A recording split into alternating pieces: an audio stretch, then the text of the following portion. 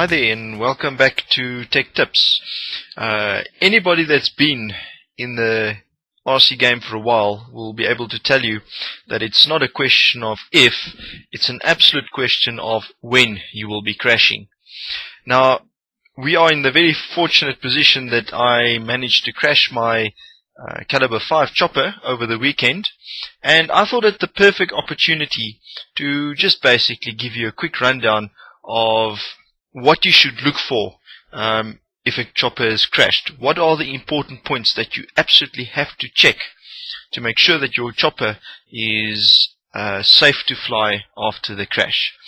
So, as I said, I'm going to be using my Caliber 5 as an example. It doesn't look very crashed, but we're going to have to disassemble and see just precisely how far crashed it is. Okay. The very first thing that you really need to check for is what I call the bent frame check. Now, the bent frame check basically is you would start from a side, always work from a side to another point. That way you won't skip anything that easily. But the bent frame check would be is go through the helicopter, see if there's any broken frame bits, clips that might be loose, torn out, anything that's buckled or bent. Other thing that you need to check, and I normally do this with my transmitter on, is all the servos needs to be checked. They need to be running smoothly, no grinding gears. I can see all the push rods here is not bent, they're straight. Always double check the ball links themselves. In other words, the link holder and the ball. Check if they're for any cracks, if they've been compressed, all to that nature. Okay, so that's what you would normally do from one side to the body to the other side. Now, if I move my chopper up a little bit, I hope I can make you see this. You will see round about here, I've had a very pleasant boom strike. Not that terribly bad, but boom strike nonetheless. And I don't know about you guys, but I always prefer putting in new parts when I have something like that. Sometimes you can straighten the boom. I don't like doing that. I prefer putting a new boom. They're cheap enough as it is. Right, once you've been through doing your bent frame check, the next part that you need to do is you need to start investigating what is broken inside your rotor head. Unfortunately, with helicopters, your rotor head and the front of your helicopter and the tail boom is normally where the most damage occurs. So you have to be very thorough when you inspect your rotor head. The other thing that I just want to mention is that as you work on your helicopter, have a little cloth handy. And I sometimes use just methylated spirits, and I spray the cloth a little bit methylated spirits, and just clean off as you work. Because as you fly your helicopter, all the grit and grime and the oil gets into places where you don't normally clean. So this is a very good opportunity to just clean off where you don't normally clean. Okay. Especially when you disassemble something. Say for instance you disassemble the main rotor head. As you take out the individual parts, take them, clean them. If need be, wash them in a little container with methylated spirits, and just make sure they're clean.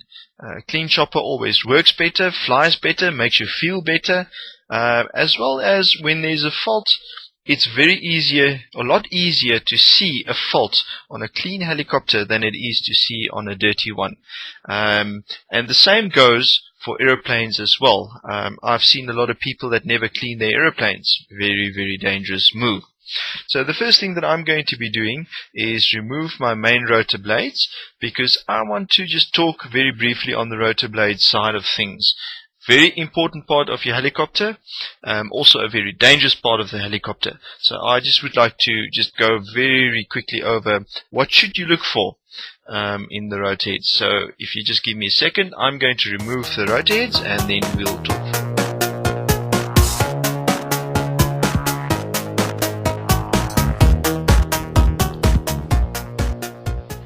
Okay, so I've removed the rotor blades now, and even though they seem like they are in a very good condition, I can see a couple of problems that makes me worried.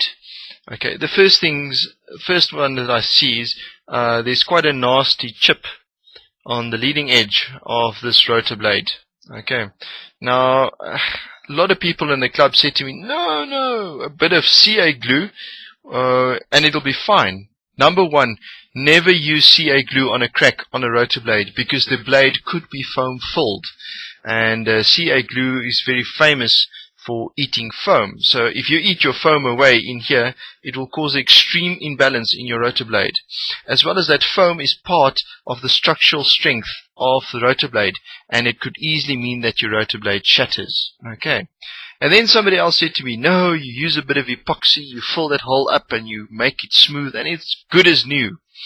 I have a problem with that as well, in the sense that underneath the gel coating of this rotor blade, there could be hairline cracks, because it is quite a tough hit, or a strong hit, hard hit on the side that'll make a blade chip like this. Okay, so if it hits there, it's very possible that there might be hairline cracks in there, and the last thing you want on your helicopter is a blade breaking off at this point in time, unbalancing your rotor head, and the end result is it'll rip your helicopter apart.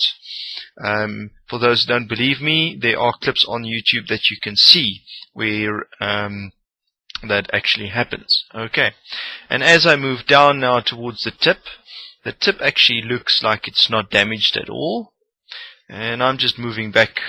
A lot of the times you get that with a hit the back splits open, especially on your cheaper blades. The back will actually split open. Very, very, very dangerous, because it could come open in flight, change the whole profile of your rotor blade, and the end result will be you will lose your helicopter. Okay. Alright, okay. The other thing that you need to look for is around your rotor base, where the rotor grip sits, to look for cracks here. On a tail boom strike, normally what you'd find is that your blade will break, and as well as you would get cracks on the base of your rotor blade. This one's blade looks alright. Let's just move to the other one, and yes, there we can see it. There we can see it. I don't know if you can see it. I'll try and zoom it in for you a little bit. You can see right there, that's probably where the blade grip crushed into the rotor blade. Now that makes me very, very nervous, because your strength of your rotor blade needs to be exact and very strong at the base of your blade. So it's very possible that it could crack here and break off. But just for interest, I'm going to move around down the leading edge of the blade, and it all looks fine. And there we have another little bump. Okay, it's very, very small, but I can see where that sticker is, that luminous sticker right in the front. It had a bump there, and it looked like it split. Okay, see how important it is to check your rotor blades. Very important. I move around to the tip of the blade. The tip looks okay. Going down the trailing edge of the rotor blade. Okay, it's still fine doing the trailing edge. Okay, it's all fine. And then also inspect the sides of your blade. Okay, check the sides, and also on the top. I don't see anything there. Now, what I normally do is I flex the blade a bit, up and down, and also twist it a bit. And yeah, see there, you can hear it now. You can normally hear the blade cracking if you twist it like this. Obviously not twist it all the way around, but if you give it a good solid twist, if it's cracked, you can hear the carbon fiber squeezing there. Okay, so this is basically how I inspect my rotor blades, and to date I have not had a problem with the inspection that I had. I would like to hear comments if any of you have different ways of inspecting your rotor blades. But that's basically how I do it.